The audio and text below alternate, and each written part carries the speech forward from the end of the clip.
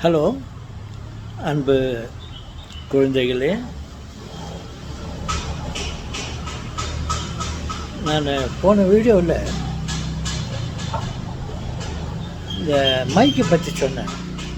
வாயில் வர்ற காற்றலை ஆடியோ ஃப்ரீக்வன்சி அதை இந்த மைக்கு அதை பிக்கப் பண்ணி அதை ஆடியோ ஃப்ரீக்வன்சியாக பண்ணிவிட்டு அது வயரில் போயிட்டு அது அங்கே கேட்குது, ஸ்பீக்கரில் கேட்குதுன்னா. மைக்கில் பேசுகிறது ஸ்பீக்கரில் கேட்குதா? அது எப்படி ஸ்பீக்கரில் கேட்குது அப்படின்னு நீங்கள் கேட்டிங்கன்னா அதை உங்களுக்கு விளக்கமாக சொல்கிறதுக்கு இந்த வீடியோவில் நான் சொல்ல வந்துக்கிறேன். அந்த ஸ்பீக்கரில் எப்படி கேட்குதுன்னா, இந்த மைக்கில் நம்ம ஆடியோ ஃப்ரீக்வன்சி வாய்டு வர காற்றலைகளை எலக்ட்ரோ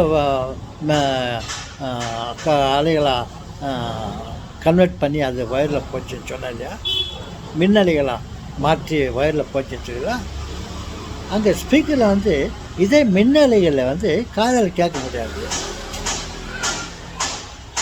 காற்றலைகளை தான் காதில் கேட்க முடியும், மின்னலைகளை காதில் கேட்க முடியாது.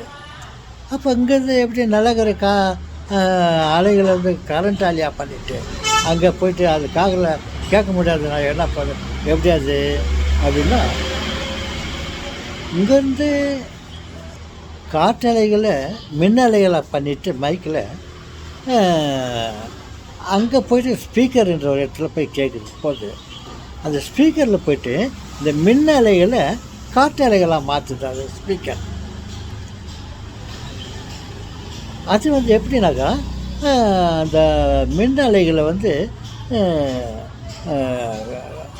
அந்த ஸ்பீக்கர் என்ற பொருளில் அது காற்றலைகளாக மாற்றுறது. எப்படி மைக்கில் இந்த காயில் மேக்னெட்டு ரெண்டும் சேர்ந்து மின்னலைகளை பண்ணிச்சு, அதே மாதிரி தான் அந்த இடத்துல அதே காயில் மைக் அந்த காற்றலைகளாக இந்த ஸ்பீக்கர் இந்த கோன் பேப்பர் மேலே பட்டு இந்த மின்னலைகள் அது காற்றலைகள் அந்த ஸ்பீக்கர் அப்படியே அதிர்ச்சி ஆடுது. நம்ம அந்த மின்னலைகளை அந்த ஸ்பீக்கர் வாங்கி அந்த அந்த அந்த அதிர்ச்சியை அந்த ஸ்பீக்கரு அதிர வைக்குது. அதிர வைக்கணுன்னு இந்த பக்கத்தில் இருக்கிற காற்றெல்லாம் இந்த ஸ்பீக்கர் எப்படி அசைதோ அதே மாதிரி இந்த காற்று அலைகளெல்லாம் மாற்றிட்டு அது நம்ம காதில் காற்றலையாக நமக்கு கேட்குது.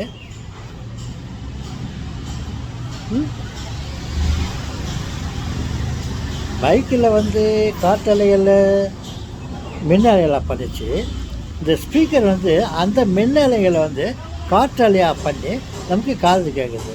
அதுக்கு தான் அது ஸ்பீக்கர்னு பேர் வச்சுட்டாங்க. ஓகே ஓகே ஓரளவு தெரிஞ்சு இருப்பேன்னு நினைக்கிறேன். உங்களுக்கு ஏதாவது சந்தேகம் தான் கேளுங்க, நான் பதில் சொல்கிறேன். தாத்தாவின் வணக்கம்.